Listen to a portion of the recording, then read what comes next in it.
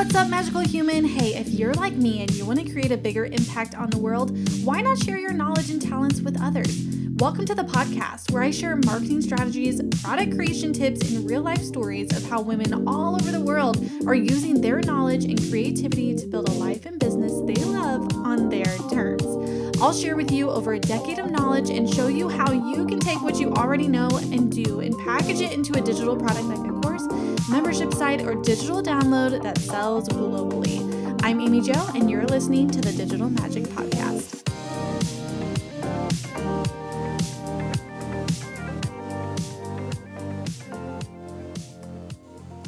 I just got off the best virtual co-working session, if I do say so. It was so fun. It was just so fun. If you're not a part of the Digital Magic membership, come check it out. We do virtual co-working once a week. Right now, I would love to do it every day because it's just so productive and it's super fun. We've had people from all over the world pop in and out of these virtual co-working sessions. It's super, super cool. Basically, we do kind of like the Pomodoro method. We focus for 20 minutes, take a teensy check-in break, and then we do a 25-minute sprint afterwards. And it's just so fun. So I am right in that wave of productivity and just being on a high from that. And I mapped out this episode during that co-working session, and I just think it's going to be so good and so juicy. I love talking about all of the bad advice that I've received just in life in general. You could probably think of a lot of things yourself of people who have told you like really bad advice in the past. And we're going to talk about that today, specifically for people who are launching online businesses, running online courses, trying to sell things online, like you and me. Ready for the first one? Here it is. Build it and they will come. So there's so much wrong with this in general, and I'm going to hit on a few key factors of this. Build it and they will come. One, if you build it first, so there was actually, it broke my heart. I saw this post in one of the software Facebook groups out there, and she was like, I have recorded 21 modules. I've spent 6 months creating this thing and no one's buying it.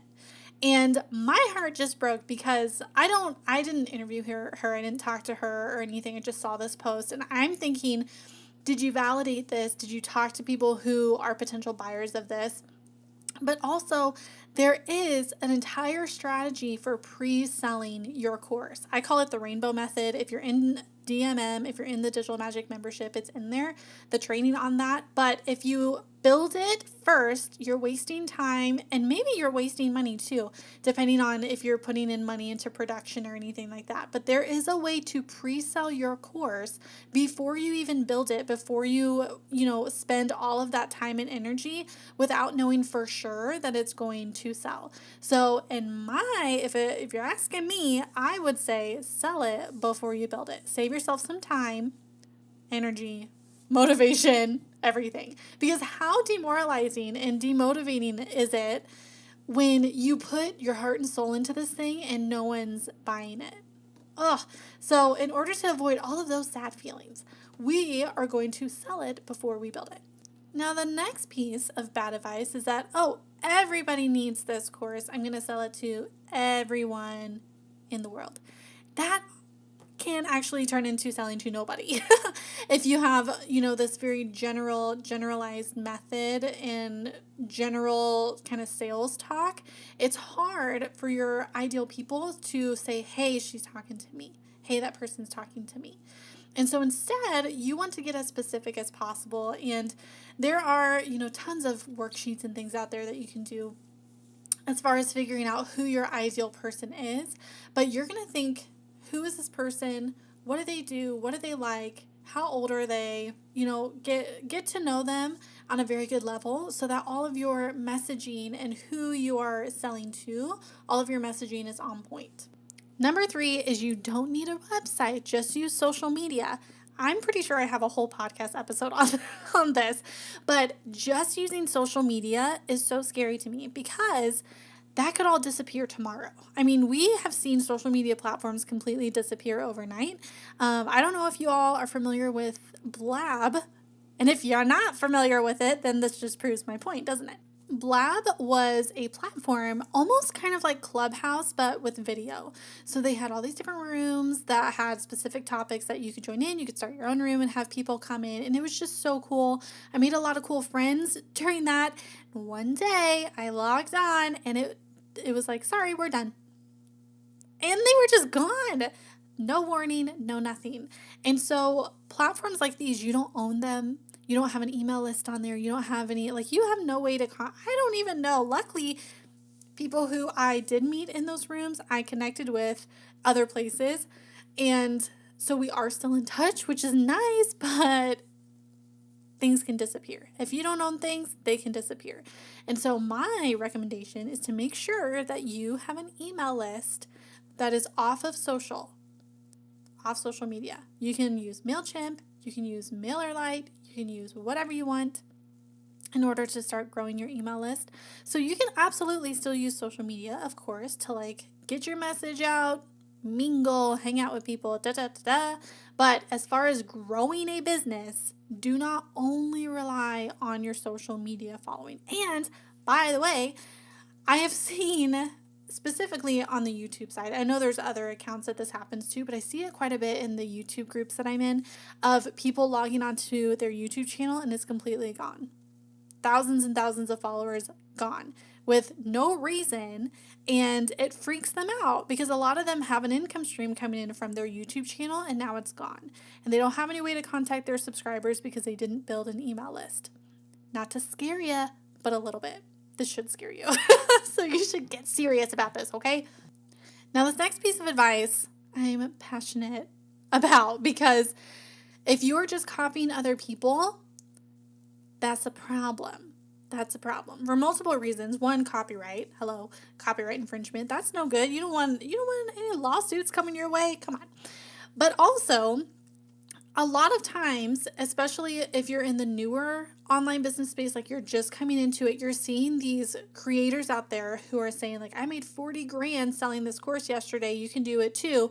When you haven't built your audience, you don't have an email list, you have no one to sell to, you don't know who you're talking to. Like there's a lot of legwork that goes into getting to that point. So I'm very passionate as far as that. There's a lot of behind the scenes stuff that happens. There's a lot of learning, and the people who are saying that have probably failed for years and years and years at a time. But all of those quote unquote failures, they're learning from. And so it's very difficult to not have those, trials and stuff that you've been through to learn from and just hop into it and immediately go 0 to 60. So it's really good to look at strategies of what other people are doing, but again, take it with a grain of salt because you don't know what's happening behind the scenes. And in fact, there is a creator who I have followed for a while, and she completely went off of social media for, I think, almost 2 years.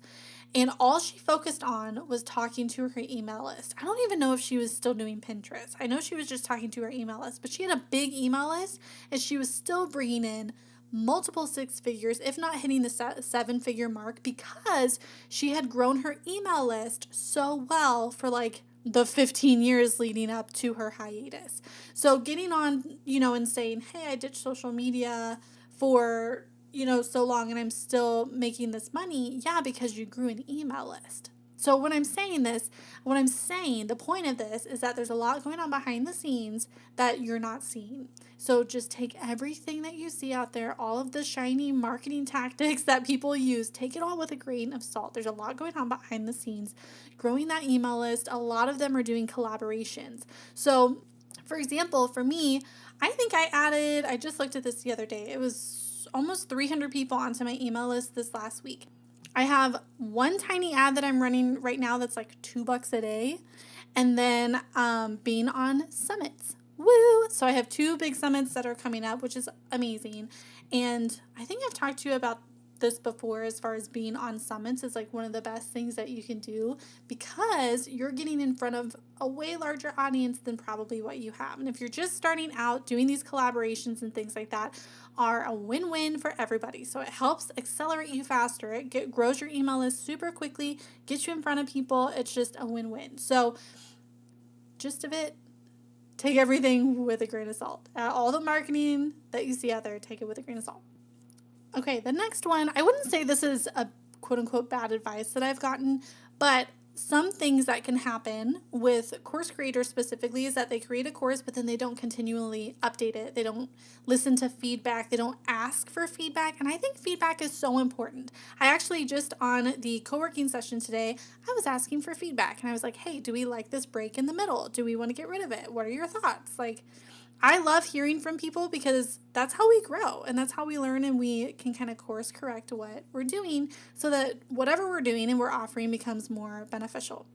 So one of my favorite ways to actually do this, and I'm going to give an example of MemberVault. I'm sure you can do this on just about any platform, but I like to have a reward system in place for people offering or giving me feedback. So at the end of, let's say it's a mini course or a larger course, I will say, hey, if you fill out this feedback form, let me know your thoughts. I'll unlock this product over here for you. Or you'll be entered to win this thing. Like if you kind of gamify it and incentivize it, that is a great way to encourage people to fill out that feedback form. Because how often do we go to restaurants, go to shopping things, and they're like, hey, there's a survey at the bottom. We'd love to hear from you, but then we don't do it. But if there's like, fill out the survey and we'll give you a $5 coupon, hello, I'm going to do it because I want that coupon, right? So if we can gamify it in some way to encourage people to fill out our feedback forms, it is a win-win for everybody. So then your job then is to stay on that, read through those feedback forms, and tweak and add or take away. Sometimes people will put in the feedback form like, this course was super overwhelming, you way over delivered. And so that's going to tell you, pull it back. Maybe instead of a huge course, maybe it's a mini course now. Like make it more digestible for your people. Maybe they will say like, hey, I love these videos. I'd really benefit from it more if it was in audio format because I don't have time to sit down and watch these videos. But your job is to take these, bits of feedback and then tweak and tweak and tweak. So once you create a course, you get it out there. It's never done, right? It's never done. We want to tweak and add and update our trainings so that, like, for example, if you're a social media manager and you have a social media course, like you don't want social media stuff from 10 years ago. You want to stay current. You want to stay up to date. Super important. Now I have one more thing to say as far as the advice that's like just mimic what's working. I agree with that kind of in a sense. Like if you see that your, people in your industry are having really good luck with launching masterclasses and with webinars, or maybe they have really good luck launching ebooks, then that might give you some tips of things that may work for you. But if you can look at their offers and see, okay, they're launching with a masterclass, then they're pitching people into their course has these modules, it's going to give you some insight. But what I want to encourage you to do is to figure out how you can differentiate yourself to really stand out from your competitors. And so, for example, what I'm working on right now is for the Digital Magic membership. I haven't seen a ton of virtual co-working offerings out there, and I think they're so beneficial. So while I do have trainings like in the members area, the meat and potatoes, I feel like, is the virtual co-working sessions. And I don't see that offered a lot. So I'm like, well, if I can differentiate this a little bit and add that into mine, like I just feel like that just rounds it out. It just feels like a really unique and awesome offering. So that's what we're doing. That's what we're trying out. And that's a way that you can kind of differentiate yourself moving forward with the things that you are creating. Let me know if this was helpful. Hop over into the Digital Product Female Entrepreneurs Facebook group. I will see you there if you have any questions, and I will see you in the next episode. Bye. Aw man, this episode's over, but that's okay. You can come hang out in the Digital Product Female Entrepreneurs Facebook group, hang out with thousands of us making digital products, creating awesome, cool things, and selling them to the world. Come get inspired, come hang out with us. There's thousands of us there, and we cannot wait to support you. Now, if you need some ideas on digital products that you can create and sell, go to herownmagic.com and download my freebie. It's 65 digital products you can create and sell by this weekend. It is waiting for you there. Go check it out. And you have an amazing week. Thank you for tuning in. I will see you next time. Go create your own magic.